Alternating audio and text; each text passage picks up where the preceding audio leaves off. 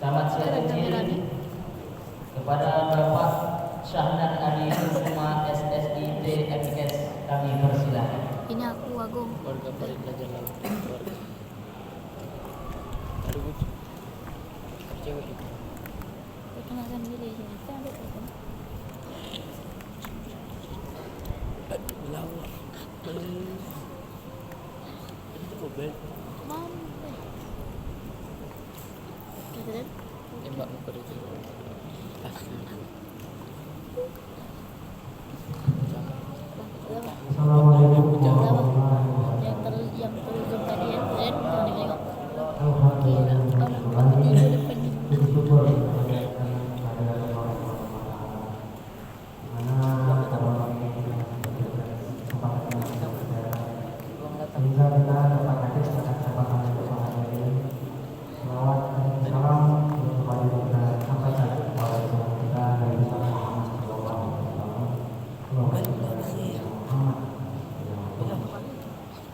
Dan Pak Ali Dewan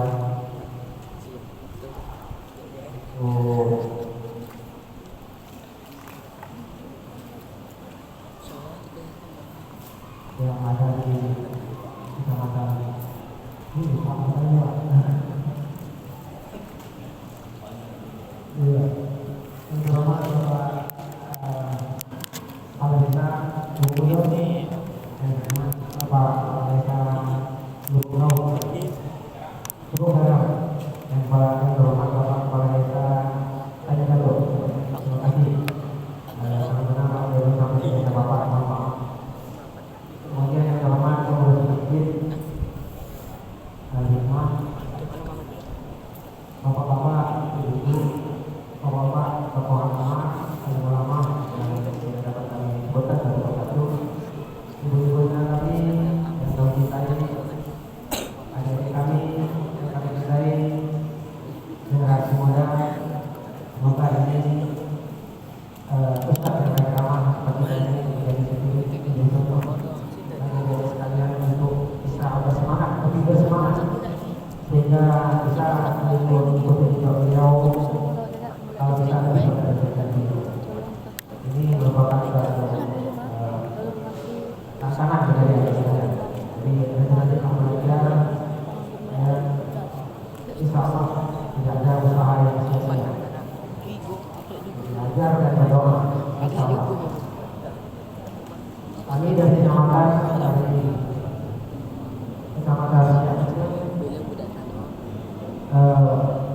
menyambut bahagia tentunya dengan adanya acara Nurul Quran. Semoga acara ini menjadikan kita semakin dekat dengan Al-Quran dan ceramah akan disampaikan oleh Ustaz kita menjadikan kita semakin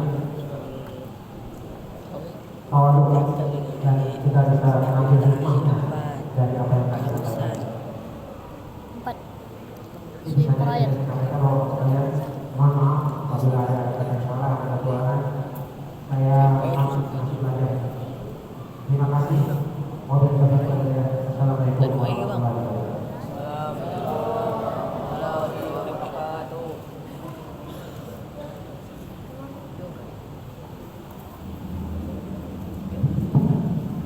Terima kasih kami ucapkan kepada Bapak Camat Sekjen atas sambutan yang disampaikan kepada kita pada malam yang berbahagia.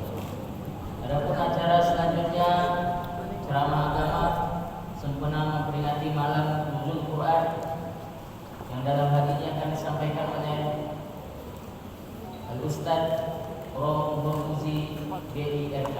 Kepada beliau kami persilakan.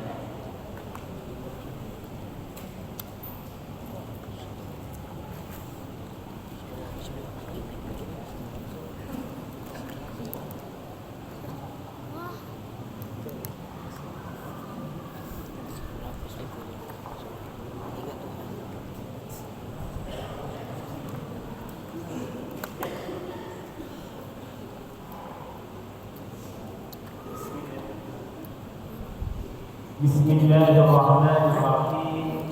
Assalamualaikum warahmatullahi wabarakatuh.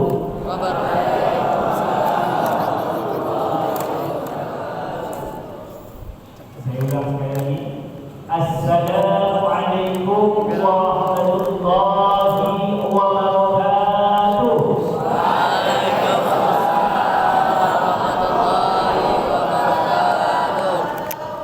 Alhamdulillah, semangat semuanya ya. Walaupun sudah malam, semangat adik-adik santri semuanya masih semangat. Jadi menyambut salam, kalau salamnya sudah semangat, insya Allah pengajiannya juga semangat. Karena salam itu sendiri ada 3 bab. Yang pertama, salam yang wajib dijawab. Seperti yang sekarang ini, ketika saya berbagi salam, maka bapak-bapak, ibu, adik-adik wajib menjawab. Dan yang kedua, ada salam yang tidak pernah dijawab dan tidak diharapkan untuk dijawab. Salam apa lo? Ada anak-anak dengar salam yang tidak dijawab? Itu salamnya Pak Imam tadi. Ketika Imam Assalamualaikum warahmatullahi, jamaah belakang Waalaikumsalam Pak Imam. Ada tak yang seperti itu? Ada kan? Jadi salam yang tidak pernah ataupun tidak dijawab. Dan yang ketiga, ada salam yang mana memang orang itu tidak pernah berharap untuk dijawab. Dan kalau dijawab, mungkin orang yang memberi salam lari ketakutan. Salam apa? Salam ketika kita ziarah ke kubur. Jadi Assalamualaikum ya ahlal kubur. Orang bilang Waalaikumsalam cucuku. Lari tak orang kira-kira? Lari kan? Jadi salam ada di 3. Okey. Alhamdulillah, alhamdulillah rabbil alamin. Wassalatu wassalamu ala asyrafil anbiya wal mursalin wa ala alihi wa sahbihi ajma'in. Qala Allah ta'ala fil Qur'anil 'azim. A'udzu billahi minasy syaithanir rajim. Bismillahirrahmanirrahim. Ya ayyuhalladzina amanu kutiba 'alaikumus shiyam kama kutiba 'alal ladzina min qablikum la'allakum tattaqun. Wa qala Allah ta'ala al-akhar syahru ramadan alladzi unzila fihi al-Qur'an hudan lin-nas wa bayyinatin minal huda wal furqan. Shadaqallahul 'azim.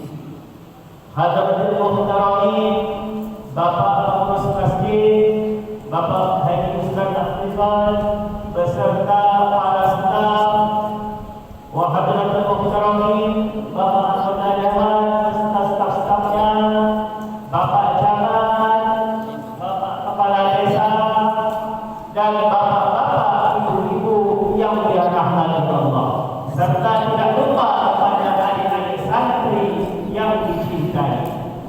Karena menjadi santri itu adalah suatu kelebihan. Tidak semua orang bisa menjadi santri. Karena dengan santri kita menjadi keluarga. Karena saya juga mantan santri, Bapak ya, mantan santri. Pernah nyantri di Jawa dan juga pernah menyantri dengan Ustaz Afrizal. Beliau adalah guru saya.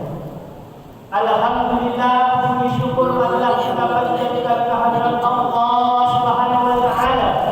Karena pada malam yang berbahagia ini kita diberi kesempatan, diberi kesehatan untuk melaksanakan sholat jamaah, sholat isya dan sholat tarawih dengan bersama-sama. Itu merupakan suatu nikmat yang sangat besar. Kenapa saya mengatakan itu suatu nikmat yang besar? Karena pada 2 tahun yang lepas kita dilarang untuk melaksanakan sholat berjamaah di masjid karena ada peristiwa COVID. Mungkin di sini kita masih bisa untuk sholat, masih bisa berjamaah walaupun harus menjaga SOP. Tetapi Pak Bu, kalau manusia pada 2 tahun yang lepas, jangankan kita sholat berjamaah.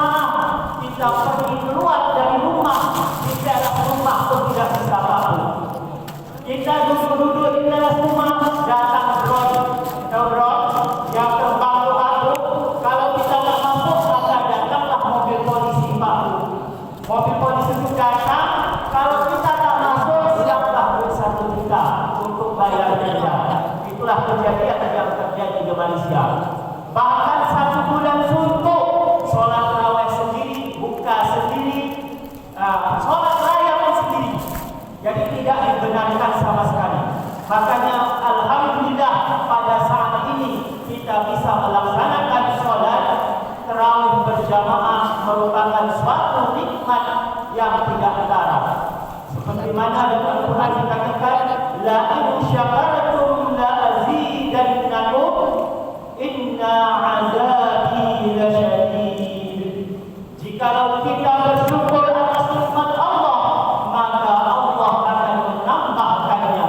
Tetapi jika kita berkufur atas nikmat Allah, sesungguhnya azab Allah sangatlah pedih. Maka kita syukuri, alhamdulillah kita semua sehat walafiat, terbebas daripada COVID-19, walaupun harus mengikuti SOP dan harus vaksin ketiga yang selalu ada di ujung sana sebelum puasa. Maka kita ikut prosedur yang ditetapkan oleh pemerintah. Salawat serta salam marilah kita sanjungkan kehadiran Nabi besar kita, Nabi Muhammad sallallahu alaihi wasallam, Nabi akhir zaman, Nabi rahmatan lil alamin, Nabi yang tidak pernah marah, Nabi yang selalu mendoakan musuhnya supaya menjadi sahabat. Biqauli Allahumma shalli ala sayyidina Muhammad wa ala ali sayyidina Muhammad. Hadirin hadirat rahimakumullah. Kebetulan malam ini tajuk kita adalah judulnya atau tajuknya adalah malam nuzulul Quran. Kalau ikutkan malam nuzulul Quran itu malam semalam malam, tapi alhamdulillah sekarang juga masih bisa diperingati. Karena di dalam bulan Ramadan itu adalah bulan yang mulia, yang mana setiap amal perbuatan kita selalu dilipat gandakan oleh Allah Subhanahu wa taala. Tetapi di antara malam-malam yang mulia itu ada dua malam yang paling mulia, yaitu yang pertama malam nuzulul Quran, malam diturunkan Al-Quran, dan yang kedua adalah malam Lailatul Qadar, juga malam yang diturunkan Al-Quran. Jadi dua-duanya diturunkan Al-Quran. Jadi mana satu yang betul? Ada yang tahu?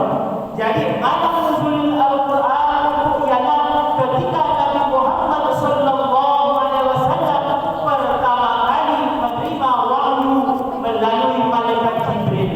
Sedangkan malam Lailatul Qadar adalah turunnya Al-Quran daripada Lauhul Mahfuz ke Baitul Izzah ataupun langit dunia secara keseluruhan. Sedangkan malam nuzulul Quran, Al-Quran turun kepada Nabi Muhammad secara berangsur-angsur sesuai dengan keadaan dan waktunya. Jadi Bapak Ibu, sebelum kita berbicara tentang nuzulul Quran, tentu kita harus tahu sejarah datangnya Al-Quran ataupun turunnya Al-Quran. Jadi pertama kali Nabi Muhammad sallallahu alaihi wasallam beliau rimas, resah dan gelisah karena waktu itu melihat keadaan masyarakat jahiliyah yang mana mereka menyembah Tuhan tetapi sesuai dengan taraf hidupnya. Maksudnya mereka menyembah Tuhan itu Tuhannya tidak sama antara yang kaya dan miskin. Kalau yang kaya Tuhannya terbuat daripada emas, sedangkan yang sedang-sedang Tuhannya terbuat daripada perak ataupun perunggu, sedangkan yang tengahnya lagi Tuhannya terbuat dari berhala ataupun daripada batu, sedangkan yang paling miskin Tuhannya terbuat daripada tepung. Macam mana Tuhan terbuat dari tepung? Jadi ada yang kalau yang kaya itu dibuatnya emas kemudian disembah. Itulah jadi berhala emas. Kalau yang kaya tidak ada duit untuk beli emas, makanya dibuatlah tepung gandum itu, dikasih air, kemudian dibentuk tangan, dibentuk kepala, kemudian disembah. Kemudian mereka menyembah dan meminta rezeki, tetapi karena Tuhannya berupa tepung tidak dikasih rezeki makmur. Tepung tidak bisa kasih rezeki, dan maka daripada itu karena mereka kelaparan, pada akhirnya diambillah tangan Tuhan tadi, dimasak, dimakan. Kemudian tidak ada rezeki lagi, diambil tangan sebelahnya lagi, kemudian kepalanya diambil. Maka ada istilahnya manusia makan Tuhan. Itulah itu zaman jahiliyah. Maka daripada itu Nabi Muhammad risau dan cemas, maka beliau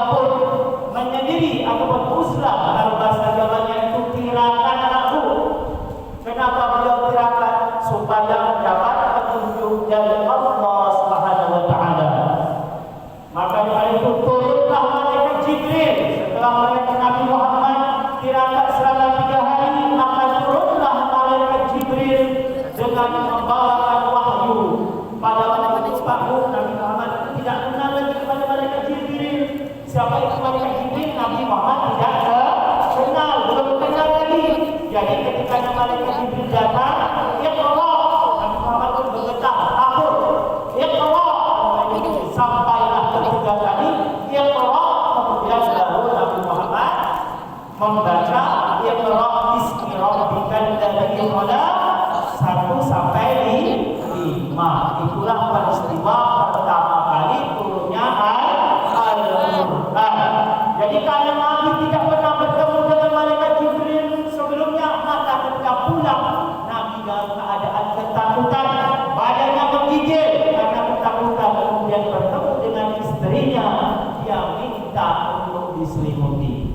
Pertanyaannya, ibu-ibu, kalau bapak tidak pernah pulang selama 3 hari, tidak ada SMS, tidak ada di telepon, tidak angkat, kemudian pulang minta selimuti, agak-agak kira-kira ibu-ibu selimuti tak? Atau bapak baru buka pintu dan ditanya dari profesi seperti polisi menanyakan kepada orang yang bersama, agak-agak ibu-ibu selimuti atau ditanya macam-macam? Pasti ditanya macam-macam. Tapi kalau Siti Khadijah, Nabi Muhammad pulang, maka diselimuti karena Nabi waktu itu dalam keadaan ketakutan karena baru pertama kali bertemu dengan Allah Subhanahu wa taala. Dan itulah sedikit banyak tentang peristiwa turunnya Al-Quran. Jadi sebagai seorang muslim, tentu di rumah kita ada Al-Quran. Ada 5 kewajiban untuk semua muslim tentang Al-Quran. Yang pertama adalah kewajiban kita kepada Al-Quran, mengimani Al-Quran itu sebagai kitab yang sah atau hudan lil muttaqin. Kita harus beriman, kita harus percaya Al-Quran adalah kitab yang suci dan sebagai petunjuk serta hukum. Sebagaimana rukun iman. Iman itu berapa? Iman kepada Al-Quran dan kitab-kitab, adik-adik. Iman itu berapa? 2. Iman ketiga, iman keempat. 3. Yang pertama iman kepada Allah. Yang kedua Malaikat. iman kepada malaikat. Yang ketiga Rasul dulu atau kitab dulu? Rasul. Yang keempat iman kepada kitab. Iman kepada kitab salah satunya kitab adalah kitab Al-Quranul Karim. Jadi kita harus yakin setiap peristiwa, setiap hukum, kalau kita tidak jalannya buntu, maka kembalikanlah kepada Al-Quran, karena Al-Quran adalah hukum yang paling tertinggi. Kalau Al-Quran tidak ada, kemudian rujuk kepada hadis. Hadis ini adalah daripada Nabi Muhammad sallallahu alaihi wasallam. Kemudian baru qiyas dan bawah-bawahannya. Itu yang pertama. Yang kedua, selain kita yakin kepada Al-Quran, juga tilawatul Al-Quran, membaca Al-Quran. Jadi bukan kita hanya mempelajari Al-Quran, tetapi kita juga perlu membaca Al-Quran. Karena hadis Nabi mengatakan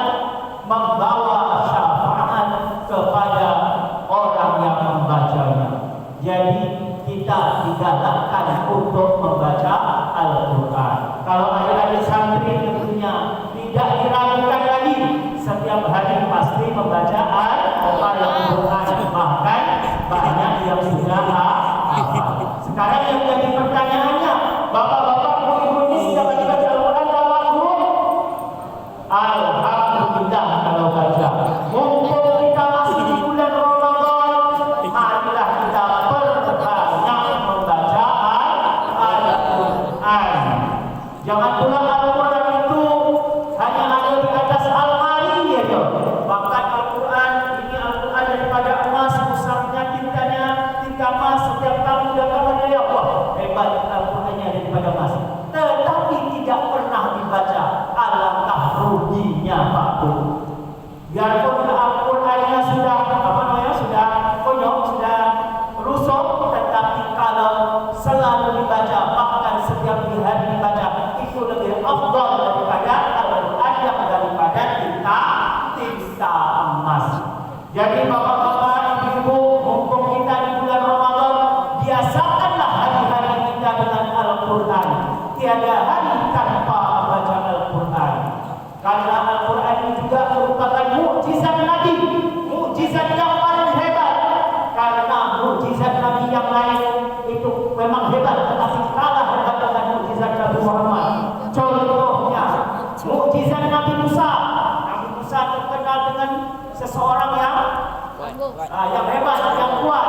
Sekali memukul orang terus mati, bukan peksan lagi, mukul aja terus mati. Itu Nabi Musa. Tongkatnya hebat. Bila dilemparnya jadi jalan tol dari sini ke Pekanbaru. Jadi kalau nak bangun jalan tol, ada yang pakai apa? Pinjam. Kata dewan pinjam tongkatnya Nabi Musa. Jadi dah terus jalan tol. Kemudian tongkatnya dilempar jadi ular. Itu hebat Nabi Musa. Tapi tongkat itu apakah bisa dimanfaatkan oleh umatnya? Tidak kan? Hanya Nabi Musa sendiri. Begitu juga mukjizat Nabi Ismail, bisa mengeluarkan air zam-zam daripada kakinya. Kalau umatnya bisa lah, jangankan air zam-zam, air padi pun tak Abang bisa melakukan ya, kaki. itu Nabi Ismail. Kalau Nabi Sulaiman, mukjizatnya bisa berbicara dengan binatang, bahkan tentaranya terdiri manusia, jin dan binatang. Tetapi umatnya tidak sehebat Nabi Sulaiman. Begitu juga nabi-nabi yang lain. Tetapi Nabi Muhammad sallallahu alaihi wasallam, mukjizat terbesarnya adalah Al-Quran, dan kita sampai sekarang masih bisa menikmati kehebatannya Al-Quran. Itulah hebatnya Nabi kita, Nabi Muhammad sallallahu alaihi wasallam. Jadi perbanyaklah membaca Al-Quran. Kalau kita bisa baca satu hari satu juzuk, baca satu juzuk. Kira-kira bapak sanggup kan satu hari satu juzuk? Berat Pak. Saya pun berat Pak. Kalau bapak sanggup, alhamdulillah mantap. Kalau bapak sanggup. Kalau tak sanggup, satu hari satu surat. Surat ini apa? Satu halaman. Satu halaman satu hari. Kalau satu halaman tak sanggup, setengah halaman. Kalau setengah halaman tak sanggup, satu hari satu ayat. Sanggup tak kalau satu hari satu ayat? Contoh kita baca Bismillahirrahmanirrahim. Alif Lam Mim. Shadaqallahul azim. Boleh tak? Boleh. Dapat pahala tak? Dapat. Itu kalau Al-Quran itu hebat Pak, karena saat itu Al-Quran Bismillah sudah 17 huruf. Kalau satu huruf pahalanya 10. Jadi dah 170. Alif Lam Mim 3 huruf. 3 huruf berarti 30. Berarti sudah 200 pahala. Itu kalau bulan puasa dikalikan lagi 10 kebalikan. Itu hebatnya Al-Quran. Tapi kalau kita baca di WhatsApp dapat pahala tak? Karena orang-orang sekarang ini lebih berat baca WhatsApp, lebih berat baca Facebook ataupun baca berita daripada membaca Al-Quran. Jadi kalau boleh kita imbangkan antara baca WhatsApp, baca Facebook, baca TikTok semuanya dengan membaca Al-Quran. Karena Al-Quran sekarang dah canggih, tak payah bawa Quran seperti ini kemana-mana, tapi cukup diinstal di handphone sahaja. yang kedua. Dan yang ketiga ialah setelah kita membacanya, tadabbur. Al-Quran itu ditadabburi. Apa itu tadabbur? Dibaca, dipahami, dan direnungkan. Kalau tadabbur itu enak pagi-pagi Pak. Ketika kita dalam melihat langit, suasana indah, terang. Itu adalah bukti kekuasaan Allah Subhanahu wa Ta'ala. Jadi bukan setakat kita baca, kita hafal, tetapi juga difahami maksud daripada Al-Quran itu sendiri. Dan yang kemudian yang keempat, setelah kita tadabbur, makanya diamalkan. Terutama adik-adik yang dah hafal Al-Quran. Al-Quran itu dah ada dalam kepala. Jangan harus bukan hanya dihafalkan, tetapi diamalkan. Terutama kadang-kadang kita tahu dalam Al-Quran itu ada ayat innal mubadzirina kanu ikhwana syayatin wa kana syaitanu li rabbih kafura. Kita tahu Pak, ayat itu tentang ayat mubazir. Tetapi kalau pada bulan puasa kita pergi ke bazar Ramadan, kita pergi ke jalan-jalan, semua orang berjualan Pak. Ada es campur, es cendol, lotek, lontong, semua ada. Kadang-kadang kita ini karena kosong tadi, jadi semuanya lapar dan sedap, semua nampak sedap. Jadi lapar di mata orang, semuanya dibeli.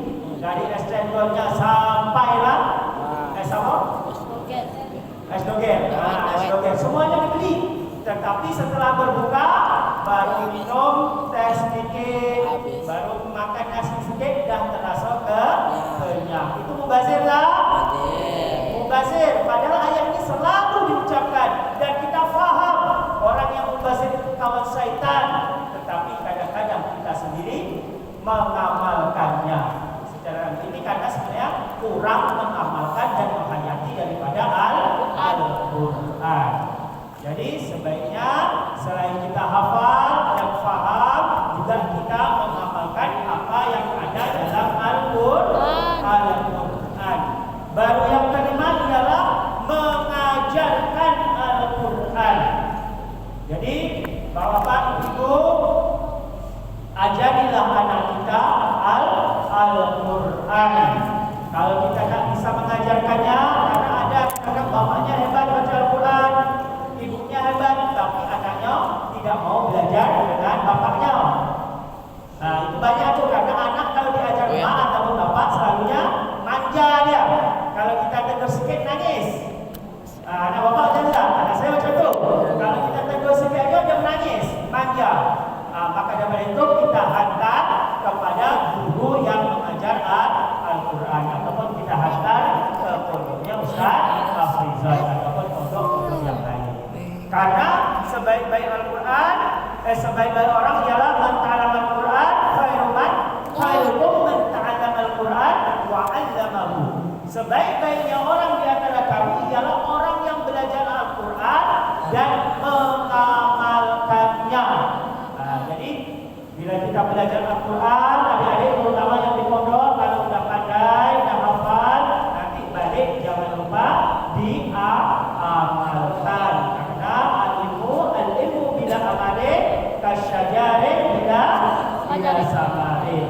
Ilmu yang tidak diamalkan itu seperti pokok yang tidak berbuah. Kalau pokok rindang-rindang kita tanam mangga, besarnya pokoknya besar, kita tunggu setahun, 2 tahun sampai 10 tahun tak berbuah, rugi tak kita tanam? Rugi kan? Pokok itu bisa untuk kita berteduh, tapi kalau tidak berbuah, rugi. Jadi amalkanlah ilmu yang ada. Jadi itu pesan saya, perbanyaklah membaca Al-Quran. Terutama Bapak Ibu, jangan pula Al-Quran kita ada. Bila kita dapat Al-Quran itu ketika nikah dulu. Bapak dulu waktu nikah ada kasih Al-Quran tak? Ada kan? Sebab sebagai mas kawin ataupun sebagai hantaran. Biasanya ada telepon, ada tasbih, Ustaz. Ada, tapi tak pernah dibaca. Disimpan di atas lemari sampai berhabuk. Mengandung. Rugi kan? Daripada itu amalkanlah, buka, bacalah walaupun satu hari satu ayat. Okey, itu tentang Al-Quran. Tapi kalau kita masih bulan Ramadan, selain membaca Al-Quran, perbanyaklah berdoa. Karena ada suatu hadis yang diriwayatkan oleh Anas bin Malik yang berbunyi, salasatun la turaddu da'watuhum, da'watul walid ilal walad, wa da'watul imamul adil, wa da'watul sha'im hatta yufattiru. Jadi dalam hadis ini dikatakan ada 3 doa yang mustajab. Maksudnya doa mustajab ini doa yang tidak terhalang bila kita membacanya terus diterima oleh Allah Subhanahu wa taala. Yang pertama, doa ini bukan doanya Pak ya, tetapi siapa yang membaca doa itu. Yang pertama ialah doanya orang tua kepada anak. Jadi doa yang tidak terhalang itu yang pertama, doa orang tua kepada anak, terutama doanya ibu-ibu. Bukan doa bapak-bapak, tapi doa ibu-ibu. Karena yang pertama, kenapa doa ibu-ibu? Karena al-jannatu tahta aqdamil ummahat. Surga itu berada di tapak kaki Ayam. Percaya tak? Kalau tak percaya nanti bapak-bapak balik cek bawah kaki ibu, ada surga tak di situ. Kalau tak ada, pasti ada lah sikit-sikit pecah-pecah kaki itu biasa. Istilahnya, karena kenapa surga anak itu berada di tapak kaki ibu? Karena tarbiyatul aulad yang pertama kali adalah ibu. Tarbiyatul aulad ini maksudnya pendidikan anak. Yang pertama kali itu dari ibu, bukan dari ibu guru di sekolah, bukan dari ibu yang di TK ataupun di madrasah, tetapi ibunya sendiri. Kenapa ibunya sendiri? Karena ketika ibu mengandung dalam perutnya selalu berbicara dengan anak. Jadi selalu bersolawat. Kalau ibunya rajin bersolawat, maka anaknya disolawati. Salatullah salamullah ala Taha Rasulillah. Salatullah salamullah ala Yasin Habibillah. Yang tadi tu kalau bapak ada tak? Ada sekali-sekali Pak ya. Kalau bapak yang terus-terus lain jadinya. Itu yang pertama. Kalau ibunya suka membaca Al-Quran, maka dibacakan Al-Quran anaknya. Terutama dibacakan surat Yusuf. Tetapi kalau ibu-ibunya ini yang suka nyanyi dangdut, dinyanyikan dangdut anaknya. Jadi bila lahir jadilah anaknya artis. Tapi tak afdal lah ya. Yang afdal adalah bacakan Al-Quran. Karena Islam tidak tahu surga anak itu berada di tapak kaki ibu. Surga ibu berada di tapak kaki suami. Surga ibu itu berada di suami. Sedangkan suami sebagai anak, surganya ada di ibunya. Jadi terus berputar dari anak kepada ibu, ibu kepada suami, suami kepada anaknya. Terus begitu, itulah indah Islam. Jadi tidak ada yang dirugikan. Tapi bukan berarti sudah anak berada di tapak kaki ibu, bapak-bapaknya tak bertanggung jawab, Bapak bertanggung jawab memberi nafkah. Bapak jarang bersama anak karena bapak sibuk mencari nafkah. Itu doa yang pertama, doa orang tua kepada anak. Jadi selalulah berdoa untuk anak. Dan janganlah berkata kasar kepada anak. Kadang-kadang ada orang yang kurang sabarnya. Ketika anaknya nakal, dibilangnya anak kurang ajar. Anaknya jahat, dibilangnya anaknya setan. Kalau anak itu setan, tentu maknya juga mak setan. Terutama ibu hati-hati bila bercakap dengan anak, karena al-kalamu du'a, pembicaraan ibu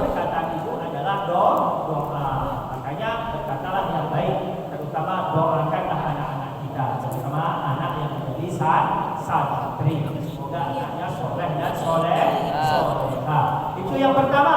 Yang kedua ialah doanya as-shaim. Doanya orang yang berpuasa waktu. Doa orang berpuasa ini adalah doa yang tidak terhalang. Bila kita berdoa maka langsung diterima oleh Allah Subhanahu wa taala.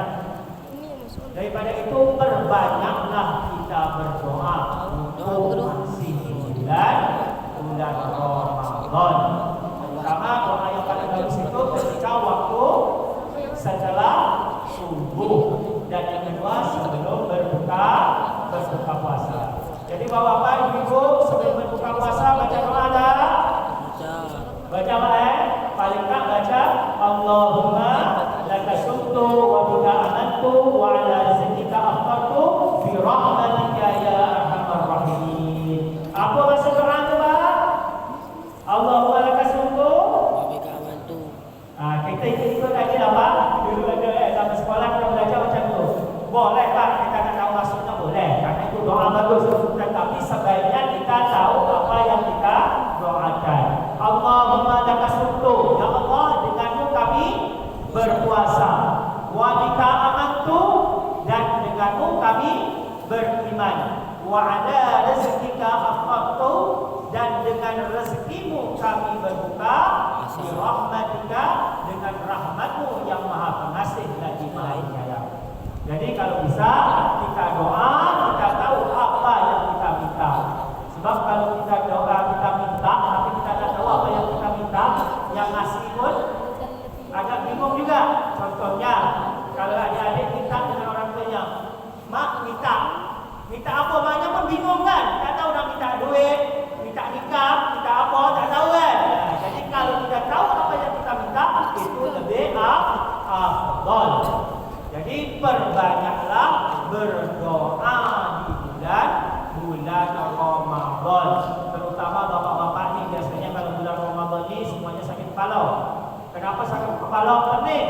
Karena ibunya minta duit, anak belum beli baju baru, kuih raya belum buat. Jadi apa lagi? Koja minta baru, rumah nak dicat, semuanya termasuklah kursi dan meja. Kulkas pun minta itu pada bulan puasa. Padahal bulan-bulan lain bisa minta itu. Tapi kalau bulan puasa baru semuanya diminta. Jadi bapak pun pening. Jadi perbanyak doa, Pak. Doa kepada Allah. Ya Allah, berilah saya rezeki yang banyak untuk beli kulkas, dia meminta. Karena kita masih dalam keadaan berpuasa, dan doa orang berpuasa itu sangat makbul. Dan yang ketiga ialah doanya al-imamul adil. Doa imam yang adil. Dan tentu dah sah-sah kalau doanya Ustaz Afrizal, insya-Allah langsung diterima karena beliau imam. Kemudian imam-imam masjid insya-Allah tak diragukan doanya. Tetapi kalau kita berada di luar, siapakah imam kita? Tentu pemimpin kita. Pemimpin kita di sini alhamdulillah ada bapak anggota dewan, ada bapak camat, ada bapak kepala desa. Insyaallah doa-doa beliau ini juga doa yang dimakbulkan oleh Allah. Maka daripada itu bapak-bapak anggota ini perbanyaklah doa untuk rakyatnya supaya rakyatnya menjadi makmur, aman dan tentram. Ya Pak ya, bisa Pak ya, kita doakan. Karena bapak-bapak ini termasuk pemimpin, doa pemimpin, dan saya yakin dengan bantuan Allah, insyaallah bapak-bapak ini semuanya ikhlas dan taat kepada Allah. Dan begitu juga kepada warganya, jangan pula imamnya, camatnya, jangan pula pemimpin desanya, jangan pula rakyatnya pula kecil. Ada tak yang kecil? Karena macam-macam kalau ikutkan kemarin saya ikut sampai Ramadan, setiap desa itu ada program-program baru dan programnya alhamdulillah sangat bagus Pak. Maka daripada itu rakyatnya ataupun masyarakat dukunglah program yang diadakan di kecamatan ataupun di desa. Semoga desa atau kelurahan kecamatan kita menjadi desa yang baik. Itu Pak ya. Karena dalam Al-Quran dikatakan ati'ullah wa ati'ur rasul wa ulil amri cukup. Taati Allah dan taati Rasul serta pemimpin di antara kamu. Oke Pak, sebentar lagi Pak ya. Mau lagi Pak ya? Iya. Boleh Ustaz? Kemudian lagi Ustaz ya? Boleh. Oke, seterusnya amalan di bulan Ramadan selain membaca Al-Quran, perbanyak sedekah. Sedekah, as-sedaqatu dawaul bala. Sedekah ini adalah menolak bala. Bahkan ada hadis lain yang bermaksud sedekah itu sebagai penawar. Jadi kalau bapak-bapak ibu keluarganya ada yang sakit, maka perbanyaklah sedekah. Selagi dia menolak bala, juga sebagai penawar. Dan sedekah ini tidak dipaksa Bu, tidak harus banyak. Kadang-kadang ada yang lagi tren sedekah harus banyak. Kalau ke masjid bawa mobil, ditanya dari sini naik apa, naik mobil, kasih kuncinya, ada duit berapa, kita adanya, itu lagi tren di internet kan. Kita sedekah tak mau sedekah seperti itu Pak Bu, kita sedekah yang seikhlasnya saja. Jadi kalau bapak-bapak, mungkin kalau bapak anggota dewan, kalau sedekah 100.000, bapak camat 50.000. Kalau bapak-bapak tidak ada 10.000, sedekahlah 2.000. Tidak masalah, bukan nilainya, tetapi keikhlasannya kita untuk sedekah. Walaupun 2.000, kalau setiap ke masjid kita sedekah, insya Allah dia menjadi amal yang akan menolong kita besok di akhirat. Tapi sebaiknya jangan 2.000, 10.000 ataupun 50.000. Tapi kalau tak ada duit macam mana Pak Bu? Kalau tak ada duit, sedekahlah dengan makanan. Karena seseorang yang membagi makan kepada orang yang berpuasa, pahalanya seperti orang yang berpuasa. Kalau makanan juga tak ada, berdoa, sedekahnya dengan berdoa. Kalau doa pun tak nak, tak mau, maka dengan senyum. Kalau ketemu orang senyum, ketemu adik santri senyum. Jadi kalau kita banyak senyum itu, insya Allah awet muda. Karena kalau kita marah ketemu orang itu buka ketat, kusen. Kalau senyum itu buka garang, buka marah. Jadi cepat tua. Jadi sedekahlah dengan tersenyum. Tapi tersenyum boleh, jangan pula nampak kambing senyum, nampak ayam senyum. Karena di sini banyak kambing-kambing di jalan tu, senyum sana, jalan sini. Itu lain tu. Kalau dah semuanya senyum, bukan sedekah lagi, tetapi perlu diperiksakan apakah sehat atau tidak. Oke, Bapak, Ibu, mungkin sampai di sini tasbihah saya. Jika ada salah dan silapnya, saya mohon maaf yang sebesar-besarnya. Sebelum diakhiri, saya memperkenalkan diri. Nama saya Romuhan Muzi, DIRKH. Tentu tadi Ustaz Rizal sudah perkenalkan, cuma agak aneh ya, punya jarang orang pangkatnya di belakang itu ada DIRKH. Biasanya yang selalu LC kan, lisensi ataupun SPDI, Dr. Rades, tapi saya lain sikit. BIRKH, Bachelor of Islamic Relevant Knowledge and Heritage. Bisa diulang? Adik-adik, Bachelor of Islamic Relevant Knowledge and Heritage. Ya, ada di sini itu, ya sama seperti SPDI. Karena saya tamatan di Malaysia, kebetulan program beasiswa dan Ustaz Afrizal dulu sebagai dosennya. Alhamdulillah saya tamat daripada Malaysia itu di IIUN, Islamic University Islam Antarabangsa ataupun International Islamic University Malaysia. Jadi kalau bahasa saya agak kecampuran Melayu Pak, karena saya lama Pak di Malaysia, 14 tahun Pak, 14 tahun saya di Malaysia, sampailah COVID kemarin tidak bisa balik, itu raya sendiri, puasa sendiri. Suatu kejadian Pak, saya pernah waktu itu sholat hari raya Pak. Kalau sholat hari raya, kita kan di masjid. Kebetulan masjid itu hanya menerima 40 orang saja. Jadi kita datang pagi-pagi, saya datang ke masjid ditolak. Disuruhnya ke surau. Di surau pun 25 orang. Mengurus surau aja dah penuh. Akhirnya saya datang lagi ke surau. Saya tunggu di depan tuh ada 10 orang nunggu. Dan ketika ada azan sama orang panitia itu, karena kasihan kami dari jam 6 makanya disuruh masuk tuh dari pintu belakang Pak, kayak orang mau mencuri itu Pak. Di situ mau sholat dari raya itu Pak. Jadi kita lalu pintu belakang, kemudian naik di atas, kan masjidnya tingkat, jadi di atas itu cuma dihidupin AC, lampu tak hidup. Nanti kalau lampu hidup, polisi datang, kita ditangkap Pak. Seperti itu di Malaysia.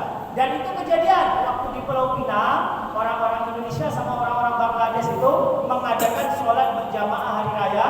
Habis sholat, imigrasi datang, diangkut masuk truk langsung ke kantor imigrasi. Itulah di Malaysia Pak. Seperti itu waktu COVID. Kita bersyukur di sini tidak ada seperti itu. Bahkan sholat Jumat, kalau kita sholat hari Jumat, hari Selasa kita daftar online. Nah itu pun terbatas, tidak banyak. Jadi kita daftar online, kemudian kita sholat wajib bawa handphone karena mau menunjukkan ke petugas kalau kita udah vaksin kedua.